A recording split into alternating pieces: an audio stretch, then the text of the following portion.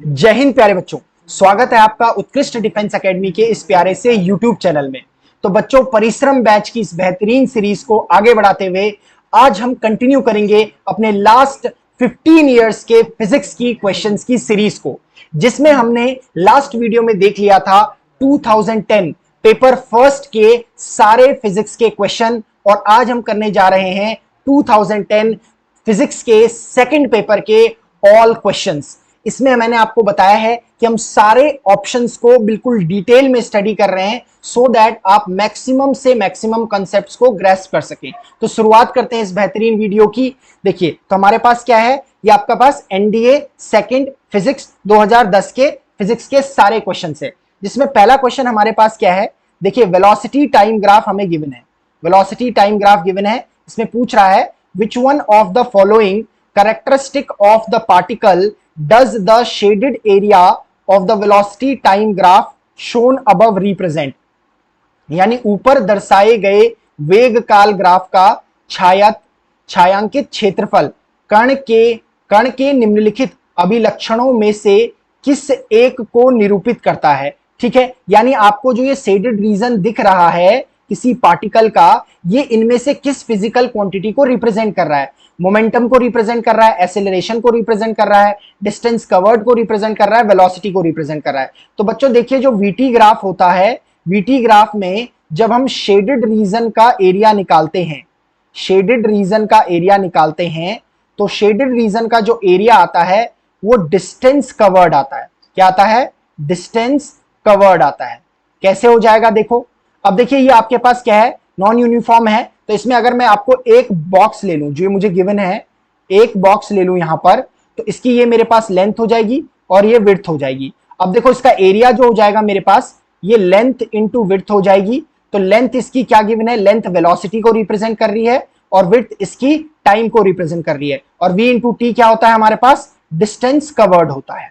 Clear है? क्या होता है, डिस्टेंस कवर्ड और डिस्प्लेसमेंट होता है, इसलिए आपके पास डिस्टेंस कवर्ड इसका राइट आंसर होगा। यानी जो सीडेड रीजन है उसका जो एरिया होगा वो हमारे पास डिस्टेंस कवर्ड को रिप्रेजेंट करेगा। क्लियर है? आगे देखिए क्या पूछ रहा है। सेकंड क्वेश्चन है, a body is at rest on the surface of the earth, which one among the following statements is correct regarding this. यानी एक पिंड पृथ्वी के धरातल पर विराम अवस्था में है, उसके संबंध में निम्नलिखित कथनों में से कौन सा एक सही है।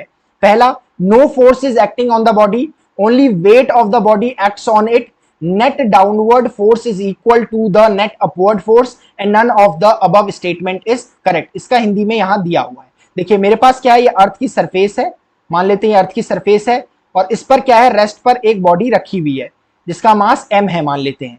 क्लियर है? तो ये बॉडी क्या होती है, अपने वेट के इक्वल अर्थ सरफेस पर एक फोर्स लगाती है, और ये अर्थ सरफेस इस बॉडी पर अपवर्ड डायरेक्शन में एक रिएक्शन फोर्स लगाते हैं। यानी इस पर दो फोर्सेस लग रहे हैं, एक डाउनवर्ड फोर्स, एक अपवर्ड फोर्स। लेकिन क्योंकि बॉडी रेस्ट की स्टेट में ही कंटिन्यू कर रही है, यानी इक्विलिब्रियम की स्टेट में ही है, साम्य अवस्था की स्टेट में ही है, स्टेबल है, तो इसका मतलब है ये जो mg होगा ये r के बराबर होगा। यानी नेट जो डाउनवर्ड फोर्स होगा वो नेट अपवर्ड फोर्स के इक्वल होगा। तो क्लियर है कि ऑप्शन नंबर सी सही होगा कि net downward force is equal to net upward force. Next question देखिए हमारे पास क्या है, a pendulum beats faster than a standard pendulum, in order to bring it to the standard beat the length of the pendulum is to be. एक लोलक मानक लोलक से तीव्र गति से विस्पंदन करता है, अगर उसे मानक विस्पंदन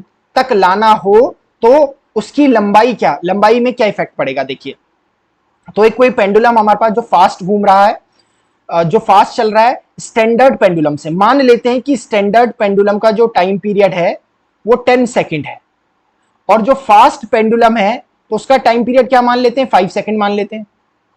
क्योंकि क्या है, जो ये है ये फास्टर बीट कर रहा है। फास्टर बीट करने का मतलब है कि टाइम पीरियड इसका क्या होगा, कम होगा, फास्ट बीट कर रहा है। ठीक है, अब मान लेते हैं कि मेरे पास क्या है कि जो स्टैंडर्ड पेंडुलम है उसकी जो लेंथ है ls है, वो मेरे पास मान लेते हैं कि वो 10 मीटर है। क्लियर है?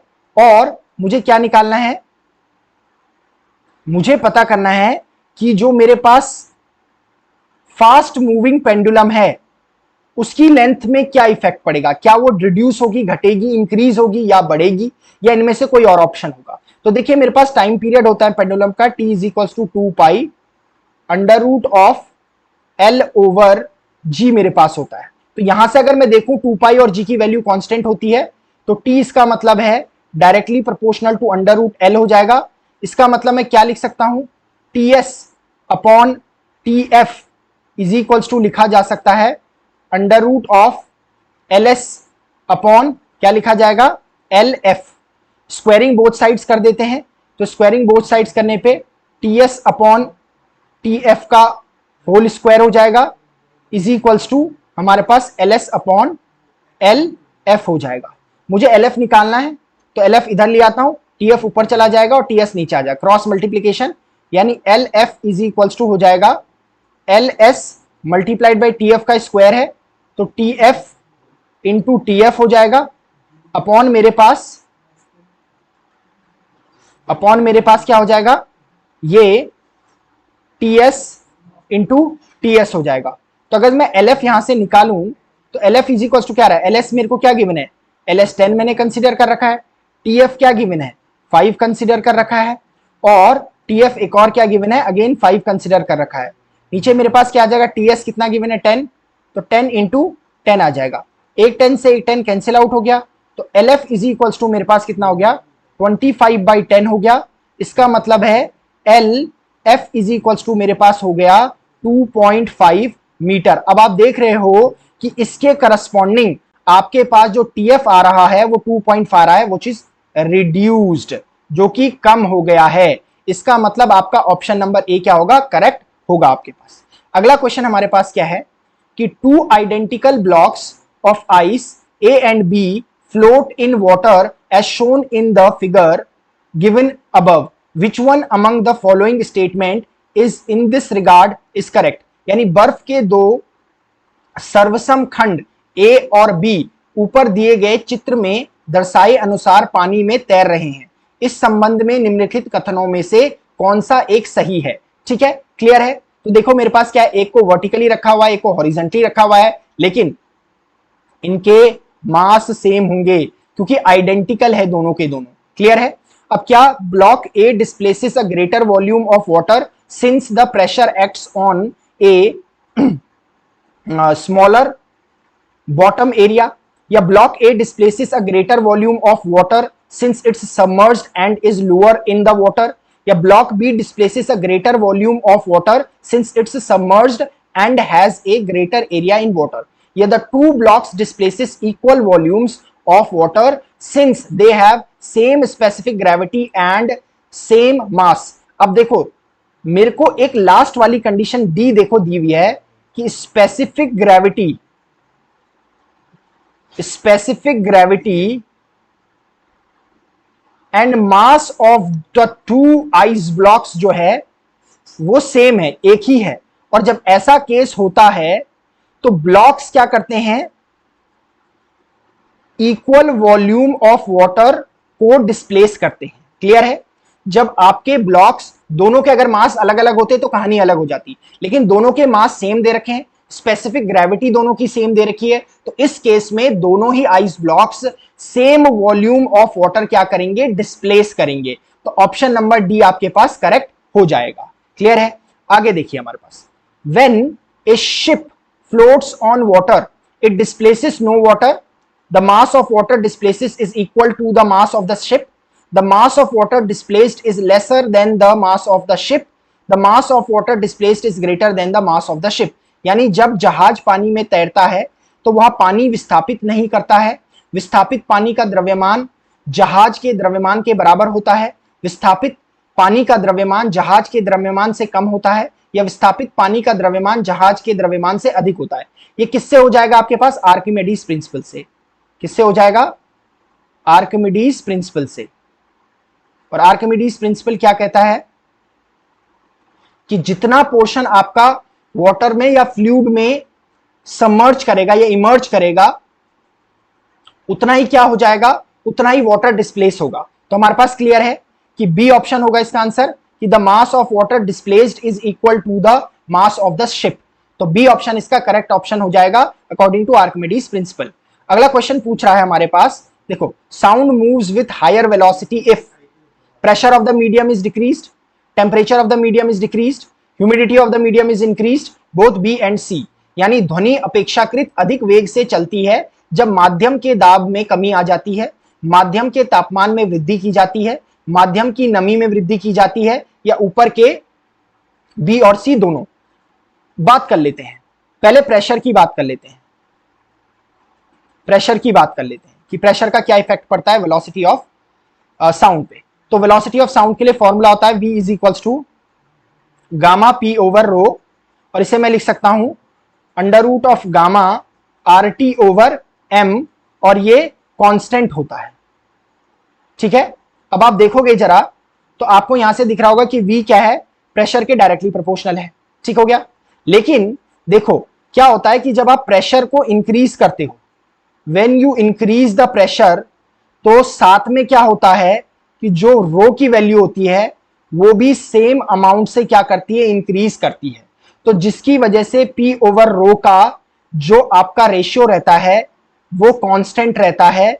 इसका मतलब प्रेशर का कोई इफेक्ट नहीं पड़ता V पर, यानी प्रेशर का कोई effect, no effect on V of sound, V of sound पर कोई इफेक्ट नहीं पड़ेगा। इसके बाद दूसरा हम फैक्टर देखें, दूसरा फैक्टर टेम्परेचर है।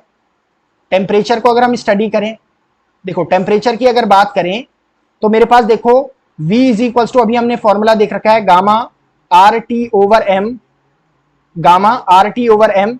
इसका मतलब है V is directly proportional to T हो गया।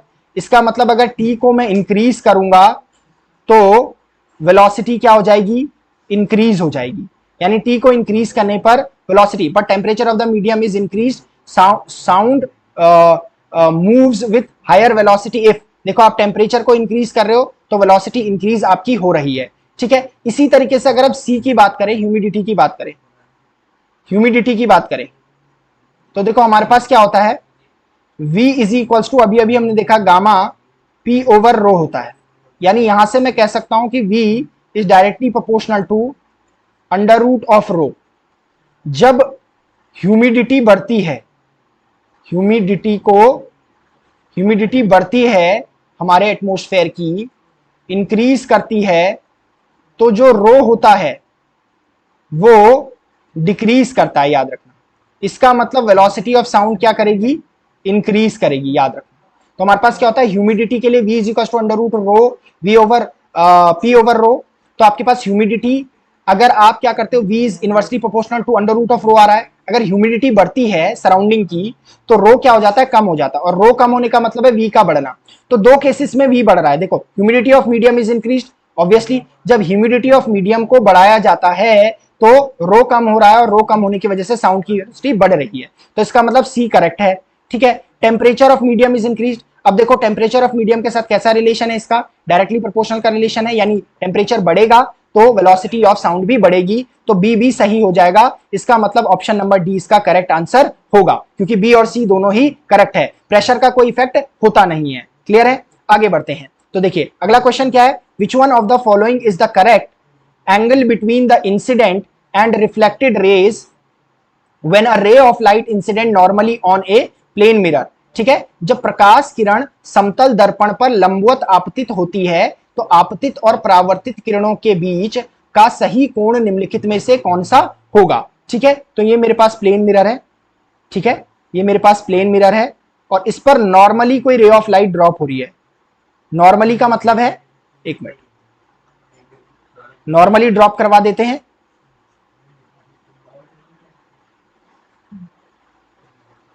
तो ये रे ऑफ लाइट नॉर्मली ड्रॉप हो रही है। ठीक है,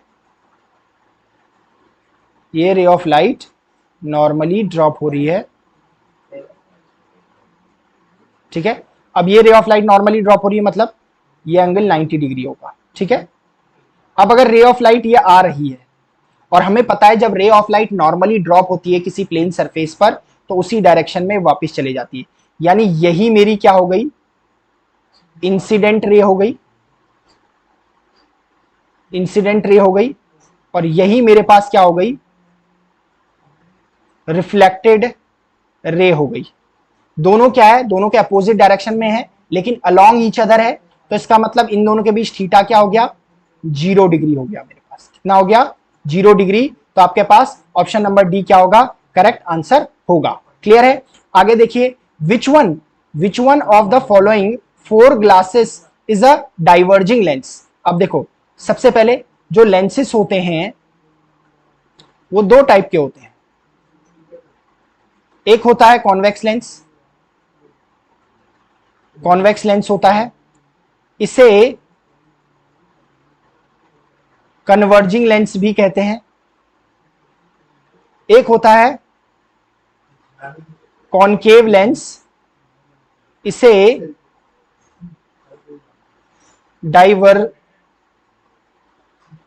डाइवर्जिंग लेंस भी कहते हैं। डाइवर्जिंग लेंस मतलब जो रेस को दूर भेजता है एक दूसरे से। कन्वर्जिंग मींस जो एक पॉइंट पर किसी को क्या करता है, फोकस करता है लाइट रेस को। तो देखिए देखिए, जो कॉन्वेक्स लेंस होता है ना, जो कॉन्वेक्स लेंस होता है वो इस तरीके से होता है। यानी ये आपके क्या होता है, मिडिल पे क्या होता है, थिक होता है, और एजिस पे कैसा होता है, थिन होता है। लेकिन अगर आप कॉनकेव लेंस बनाओ तो कॉनकेव लेंस कुछ इस तरीके से बनता है। यानी जो मिडिल में होता है थिन होता है, और जो एजिस पर होता है वो थिक होता है। अब जो कॉन्वेक्स है ये कन्वर्जिंग नेचर का है, और जो कॉनकेव है ये डाइवर्जिंग नेचर का है। यानी इन चारों में से डाइवर्जिंग वो होगा जो मिडिल पे क्या होगा, थिन होगा, लेकिन इसके एजेस पर क्या होगा, थिक होगा। और ऐसा मुझे कौन दिखाई दे रहा है, ए ऑप्शन ही दिखाई दे रहा है। कि देखोगे आप, यहां पर ये क्या है, मेरे पास थिन है, और यहां पर मेरे पास थिक है। इसमें देखो एजिस में मेरे पास क्या हो रहा है, थिन है, यहां पर थिक है। एजिस में मेरे पास थिन है, बीच में लेकिन कैसा है, थिक है। एजिस पर थिन है लेकिन थिक है। तो ये बाकी तीन जो है ये कन्वर्जिंग नेचर के हो जाएंगे और ये डाइवर्जिंग नेचर का हो जाएगा। क्लियर है। आगे बढ़ते हैं। देखो, magnetism of a bar magnet can be destroyed if it is kept in the magnetic meridian, placed in a direction opposite that of the Earth's horizontal intensity, heated to a temperature known as Curie temperature। यानी ये बोल रहा है कि किसी भी दंड चुंबक के चुंबकत्व को नष्ट किया जा सकता है। ठीक है, यानी कोई बार मैग्नेट है, उसके मैग्नेटिज्म को डिस्ट्रॉय किया जा रहा है, यानी मैग्नेटिक प्रॉपर्टी को खत्म किया जा रहा है। तो इनमें से कौन सा वो तरीका है जिसकी वजह से उसे खत्म किया जा सकता है। देखो, अगर आप मैग्नेटिक मेरिडियन में रखोगे ना तो उसका मैग्नेटिज्म खत्म नहीं होगा, वो नॉर्थ साउथ डायरेक्शन में क्या हो जाएगा, अपने आप को अलाइन कर लेगा। लेकिन अगर आप क्या करोगे, placed in a direction opposite to the earth horizontal intensity. देखो, कोई भी जो बार मैग्नेट होता है ना, उसके अंदर डोमेन्स होते हैं, डोमेन थ्योरी पढ़ी होगी। ये मैग्नेटिक डाइपोल मोमेंट की तरह काम है। ठीक है, जब तक ये डोमेन्स क्या है, या इन्हें मैग्नेटिक डाइपोल मोमेंट कहते हैं इन एरोस को, जब तक ये अलाइन है एक डायरेक्शन में तब तक इनमें मैग्नेटिज्म है। जैसे ये रैंडम मोशन करने लगेंगे इनमें मैग्नेटिज्म खत्म हो जाएगा। तो देखो, दो तरीके से, एक, जब आप कोई ऐसा मैग्नेटिक फील्ड इसको प्रोवाइड करो जो इसके अपोजिट डायरेक्शन में हो, तो ये क्या करेगा, इसका ये सारा अलाइनमेंट क्या हो जाएगा, रैंडम हो जाएगा। और जैसे ही वो रैंडम हो जाएगा तो ये मैग्नेटिक डाइपोल मोमेंट एक दूसरे को कैंसिल आउट करने लगेंगे। और मैग्नेटिक डाइपोल मोमेंट के वजह से ही किसी भी मैग्नेट के मैग्नेटिज्म की प्रॉपर्टी होने की पॉसिबिलिटी होती है। तो जब मैग्नेटिक डाइपोल मोमेंट ही एक दूसरे को कैंसिल आउट कर देंगे तो मेरे पास उसकी प्रॉपर्टी क्या हो जाएगी, मैग्नेटिक प्रॉपर्टीज खत्म हो जाएंगी। दूसरा एक होता है कि थर्मल एजिटेशन करके, क्या बोलता हूं मैं, एक तो आप क्या कर रहे हो, magnetic field in opposite direction of magnetic dipole moment. ठीक है। सेकंड है थर्मल एजिटेशन अगर हो रहा हो। थर्मल एजिटेशन मतलब आपने क्या दे दिया कि हीट प्रोवाइड कर दी, और जिससे ये मैग्नेटिक डाइपोल मोमेंट फिर से रैंडम मोशन करने लगे तो मैग्नेटिक प्रॉपर्टी खत्म हो जाएगी। तो दो ऑप्शन है, देखो इसमें जब हम placed in a direction opposite to that of the earth's horizontal intensity, intensity मतलब मैग्नेटिक फील्ड इंटेंसिटी से, तो पहला केस बन रहा है, यानी डिस्ट्रॉय हो जाएगा मैग्नेटिज्म, क्योंकि इनका अलाइनमेंट खत्म हो जाएगा, रैंडम मोशन करने लग जाएंगे ये magnetic dipole moment. Heated to a temperature known as Curie temperature, बिल्कुल सही, जब क्यूरी टेम्परेचर पर इसे हीट करा जाएगा तो ये फिर से क्या करने लगेंगे, रैंडम मोशन करने लगेगा, यानी थर्मल एजिटेशन होने लगेगा, जिसकी वजह से ये एक दूसरे को कैंसिल आउट कर देंगे, मैग्नेटिक डाइपोल मोमेंट जीरो होने लगेगा और मैग्नेटिक प्रॉपर्टी खत्म हो जाएगी। तो कौन कौन से ऑप्शन आपके सही ऑप्शन हो जाएंगे यहां पर, 2 और 3 इसके सही आंसर हो जाएंगे, यानी आपके पास ऑप्शन नंबर सी क्या इसका करेक्ट आंसर हो जाएगा। क्लियर है? तो जो नेक्स्ट क्वेश्चन बच्चों आपके पास है, यह capacity of a parallel plate condenser can be doubled by doubling the areas of the plates, doubling the distance of separation between the plates, reducing the distance of separation between the plates to half the original separation, doubling both the area of the plates and the distance of separation between the plates। यानी क्या बोल रहा है question कि एक समांतर पट्टिका संधारित्र है जिसकी क्षमता को 2 गुना करना है। अब देखो कोई जो हमारे पास पैरेलल प्लेट कैपेसिटर होता है इस तरीके से होता है, और इसके अराउंड हम क्या करते हैं, कोई बैटरी या कुछ सोर्स हम कनेक्ट करते हैं, ठीक है, और हमारे पास इसकी जो कैपेसिटी होती है C is equals to epsilon naught A over D होती है। ये A जो है इसका क्रॉस सेक्शनल एरिया है और D हमारे पास सेपरेशन है। क्लियर है? तो देखो जरा, आप कैपेसिटी को 2 गुना कैसे कर सकते हो? एक तरीका तो आपके पास है, अगर आप इस एरिया को 2 गुना ले लो, इस एरिया को 2 गुना ले लो, तो देखो आपके पास C डैश क्या हो जाएगा, C dash is equals to हो जाएगा epsilon naught twice of A upon D हो जाएगा। इसका मतलब ये आपके पास हो जाएगा twice of epsilon naught A over D, इसका मतलब ट्वाइस ऑफ C। देखो 2 टाइम्स हो गया आपके पास कैपेसिटी। ऐसे ही सेकंड आप क्या कर सकते हो, अगर आप सेपरेशन को क्या कर दो, D डैश को क्या कर दो, D/2 कर दो, तो देखो इससे क्या हो जाएगा कि जो C डैश है वो हो जाएगा epsilon naught A over D/2, तो ये आपके पास हो जाएगा twice of epsilon not A/D, जो आपके इक्वल टू हो जाएगा ट्वाइस ऑफ C। इसका मतलब 2 तरीके हैं, या तो आप एरिया को 2 गुना कर दो, या आप सेपरेशन को आधा कर दो, ठीक है। तो देख लेते हैं। तो देखो पहला ऑप्शन क्या कह रहा है, doubling the area of the plates. एक तो ये सही हो गया कि अगर आप प्लेट्स के एरिया को डबल कर रहे हो, doubling the distance of separation नहीं, डबल सेपरेशन को डबल करने से नहीं हो रहा है कुछ भी, ठीक हो गया। डबल अगर सेपरेशन करेंगे तो क्या हो जाएगा, आधा हो जाएगा आपके पास कैपेसिटेंस, ठीक है। Reducing the distance of separation between the plates to half the original separation, बिल्कुल सही है। इस वाले केस में A dash is equals to आप क्या कर रहे हो, ट्वाइस ऑफ A कर रहे हो, और इसमें आप क्या कर रहे हो, D dash is equals to D/2 कर रहे हो।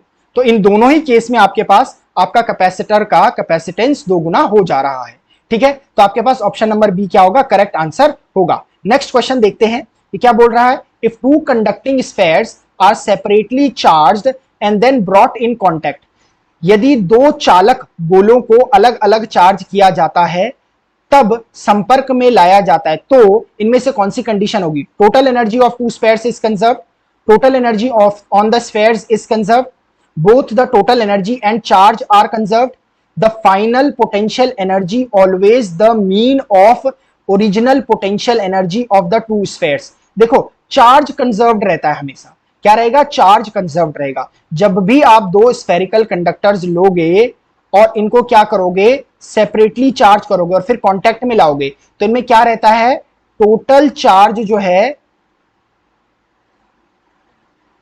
वो कंजर्व रहता है। अब एनर्जी की अगर हम बात करें तो क्या होता है कि जिस दौरान हम इन्हें संपर्क में लाते हैं, क्लोज लाते हैं, तो रीडिस्ट्रीब्यूशन ऑफ चार्ज होता है, रीडिस्ट्रीब्यूशन ऑफ चार्ज।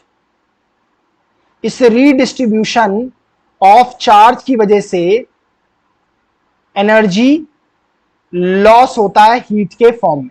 क्लियर है? तो एनर्जी कंजर्व नहीं रहती है, यहां पर एनर्जी कांस्टेंट नहीं रहती है, तो इसलिए मेरे पास क्या है, total charge on the spheres is conserved. Clear है? अगला मेरे पास है 2 pieces of metallic wire having equal length and equal volume, ठीक है, placed in the air have different resistances, the 2 wires must, वायु में रखे गए समान लंबाई और समान आयतन के धातु के 2 टुकड़ों के प्रतिरोध भिन्न हैं, दोनों तारों के।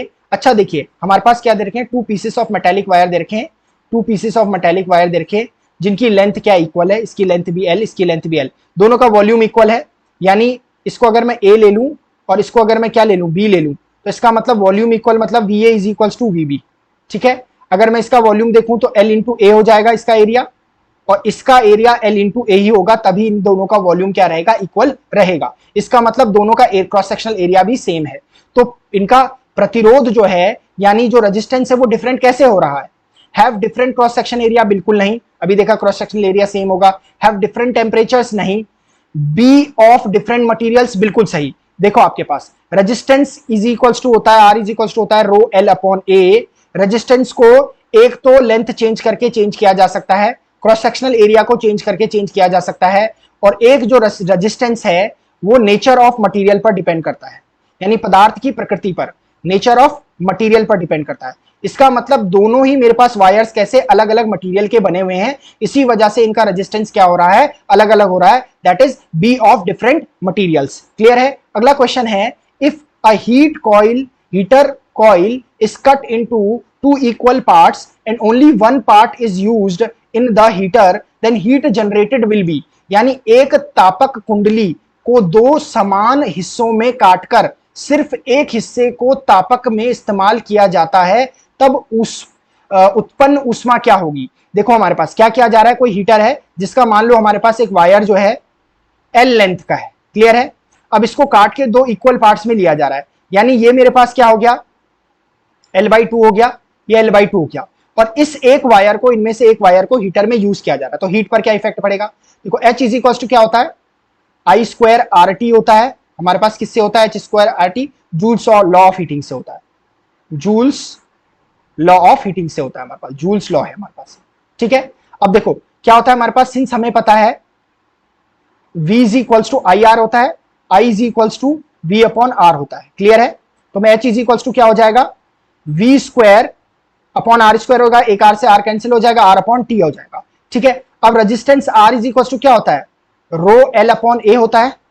ठीक है, अब लेंथ क्या हो जा रही है, आधी हो जा रही है। लेंथ आधी होने का मतलब है L dash is equal to क्या हो जा रहा है, L/2 हो जा रहा है।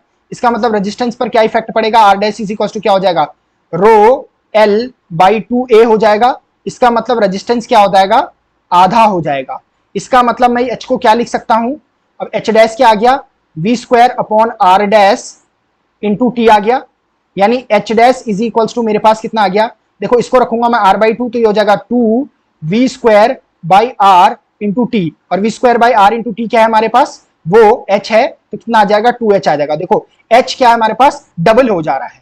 जब हम इस तरीके की कंडीशन कर रहे हैं तो हमारे पास हीट क्या है, डबल हो जा रही है।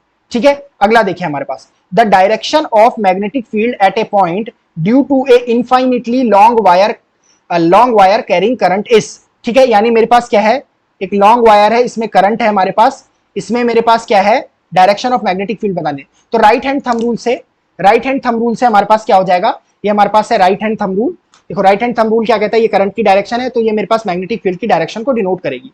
तो आपके पास जिस सरफेस पे मैं ये बात करूंगा, देखो जिस सरफेस पे मैं बात करूंगा, मान लो ये सरफेस है, ठीक है, ये सरफेस मान लेता हूं मैं, और इसके पास मैग्नेटिक फील्ड की डायरेक्शन क्या होगी, ये कर्ल्ड ऑफ फिंगर्स। ठीक है, तो यानी इसका मतलब डायरेक्शन क्या हो जाएगी, इसमें डायरेक्शन इस तरीके से हो जाएगी। तो आप देखो जरा, मैग्नेटिक फील्ड की डायरेक्शन और जो करंट की डायरेक्शन है एक दूसरे के परपेंडिकुलर है।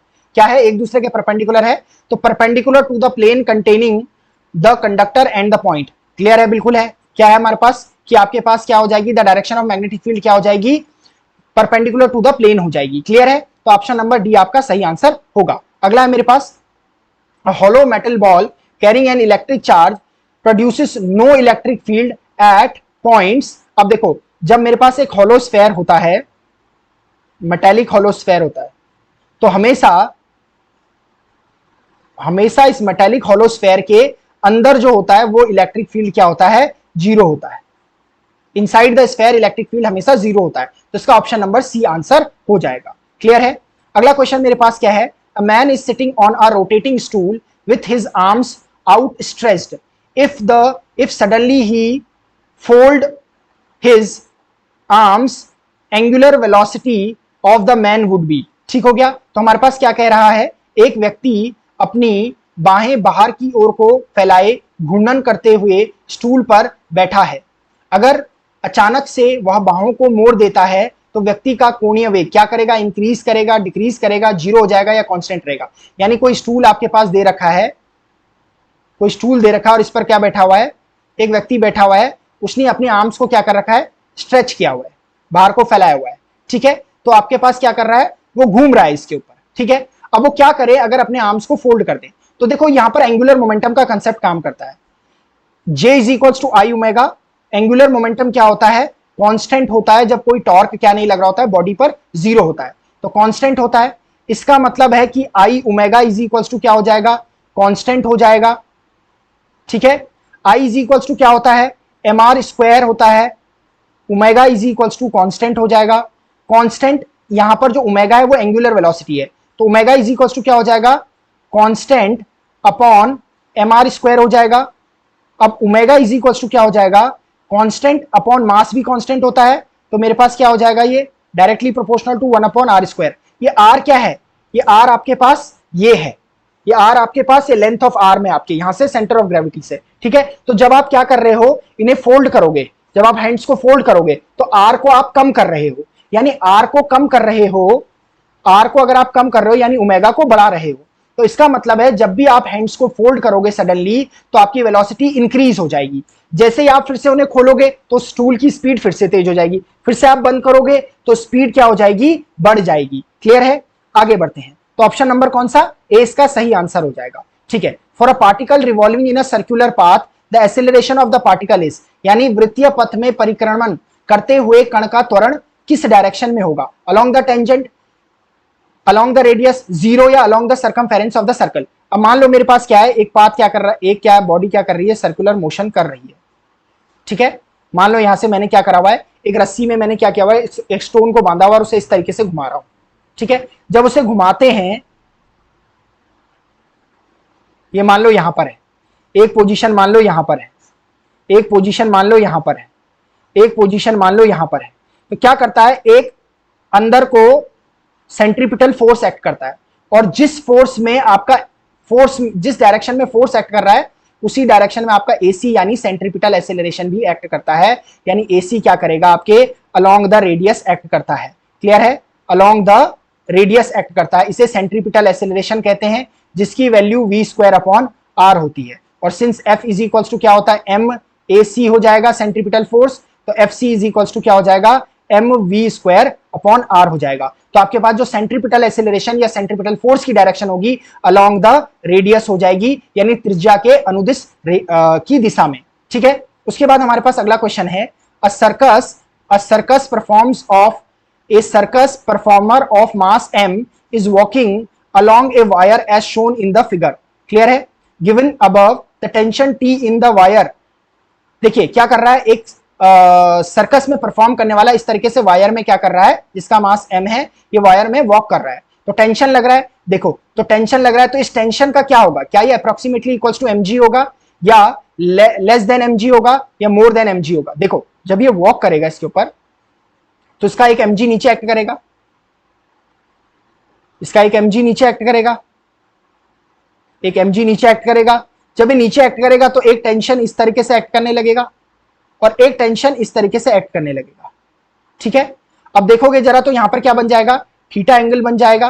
तो इसका मतलब है एक मेरे पास इधर को कंपोनेंट इसका जो हो जाएगा वो हो जाएगा टी कॉस थीटा हो जाएगा, और इधर भी टी कॉस थीटा हो जाएगा, और एक मेरे पास क्या आ जाएगा, इस तरफ का कंपोनेंट आ जाएगा टी साइन थीटा हो जाएगा, और एक ऊपर को कंपोनेंट आ जाएगा टी साइन थीटा। अब ये जो टी साइन थीटा है, टी साइन थीटा ये कैंसिल आउट हो जाएंगे एक दूसरे से, और मेरे पास mg किसके इक्वल बच जाएगा, mg is equals to T cos theta plus T cos theta हो जाएगा।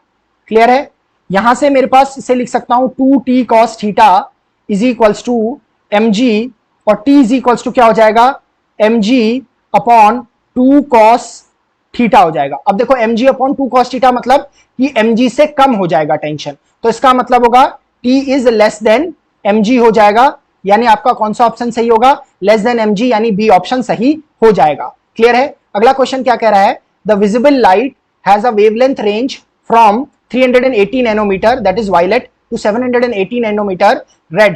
If an excited object emits light with wavelength of 15 nanometer, to which one of the following ranges does it belong?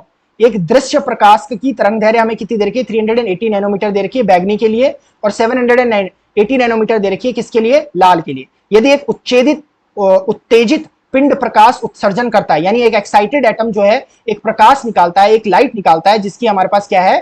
15 nanometre wavelength है, तो उनमें से किसमें लाई करेगा? तो देखो आपको क्या पता होना चाहिए, इनकी वेवलेंथ का रेंज क्या होता है। देखो जो एक्सरे होता है इसकी वेवलेंथ का रेंज होता है 0.01 नैनोमीटर टू आपके पास होता है 10 नैनोमीटर। क्लियर है?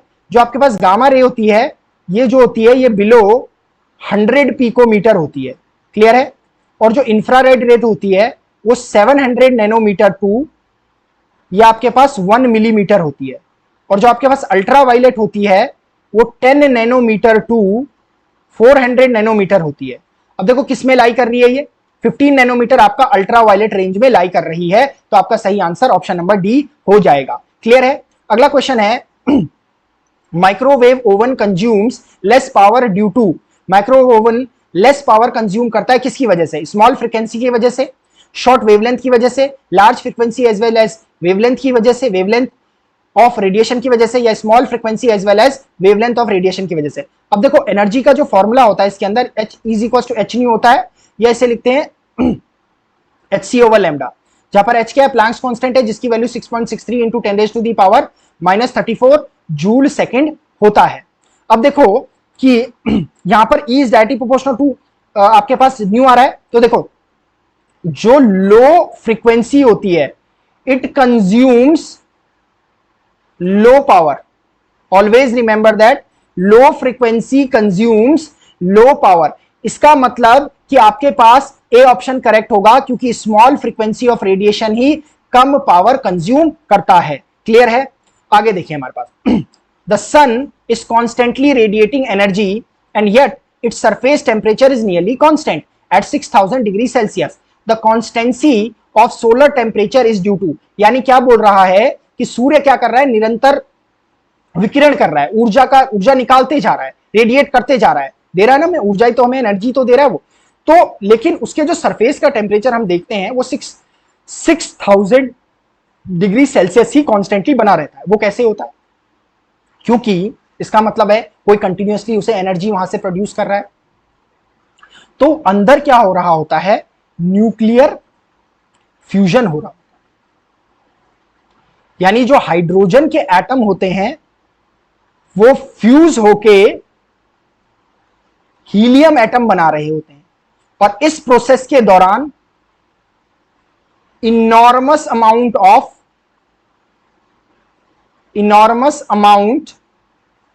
ऑफ एनर्जी लिबरेट होती है। तो अगर सन रेडिएट भी कर रहा है हीट बाहर, तो ये इनॉर्मस अमाउंट ऑफ एनर्जी जो है ये उसको क्या कर दे रही है? बैलेंस कर दे रही है, जिसकी वजह से 6000 डिग्री सेल्सियस आपका टेम्परेचर बना हुआ है। तो फ्यूजन इसका करेक्ट आंसर हो जाएगा। अब देखिए अगला क्वेश्चन है an annular solar eclipse occurred during January 2010 with the duration of annularity around 12 minutes. It is predicted that such a long annular duration will not occur till the 3043. Such prediction is possible due to, ये Einstein theory of relativity के कारण है। ये Einstein theory of relativity के कारण हम predict कर पाए हैं कि ये जो आपके पास एन्यूलर सोलर एक्लिप्स बना है, ये जो हमें 2010 जनवरी में दिखाई दिया अराउंड 12 मिनट के लिए, ये अब 3043 में हमें दिखाई देगा, यानी ईयर 3043 में दिखाई देगा। ये आइंस्टीन थ्योरी ऑफ रिलेटिविटी से प्रिडिक्ट किया गया है। क्लियर है? इसके बाद हमारे पास है, देखिए लास्ट क्वेश्चन है कि internet communication uses optical fibre cables because, जैसा आप देख रहे होंगे अगर आपके घर में राउटर वगैरह लगा हुआ होगा, इंटरनेट का कनेक्शन लगा हुआ होगा, जिस भी कंपनी का लगा हुआ है, उसमें आपके जो वायर्स यूज करेंगे वो नॉर्मल वायर्स नहीं है, उन्हें ऑप्टिकल वायर्स बोलते हैं। और ऑप्टिकल्स वायर क्यों यूज किए जा रहे हैं? क्या उनकी लो कॉस्ट है? नहीं, वो बहुत महंगे होते हैं। ठीक है क्या? फ्री ऑफ वायरस थ्रेट है? ऐसा भी नहीं है। हाई डाटा कैरिंग कैपेसिटी, बिल्कुल, क्योंकि इनमें हाई डाटा कैरिंग कैपेसिटी होती है। Faster than the light communication of signals, हाँ ये भी एक ऑप्शन है, लेकिन ये मोस्ट अप्रोप्रिएट है। Faster than the light communication of signals, ठीक है, ये भी हो सकता है, लेकिन हमारे पास मोस्ट अप्रोप्रिएट क्या है? हाई डाटा कैरिंग है। जो ऑप्टिकल फाइबर होते हैं ना, ऑप्टिकल फाइबर होता है ये TIR के प्रिंसिपल पर काम करते हैं, यानी total internal reflection, total internal reflection के बेसिस पर काम करता है। क्लियर है? और इसमें हमारे पास सिग्नल का लॉस लीस्ट होता है या बिल्कुल नहीं होता है, और लॉन्ग डिस्टेंस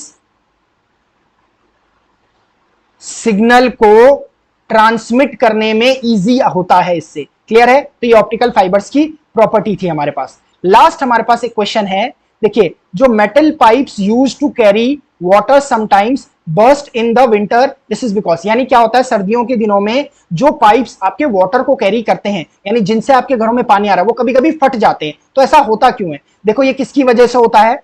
ये एनॉमलस बिहेवियर ऑफ वाटर की वजह से होता है। Anomalous expansion of water, anomalous expansion of water की वजह से होता है। क्लियर है? एनॉमलस एक्सपेंशन ऑफ वाटर क्या होता है? देखो, जब आप क्या करोगे कि किसी भी या वाटर का आप अगर टेम्परेचर बढ़ाओ,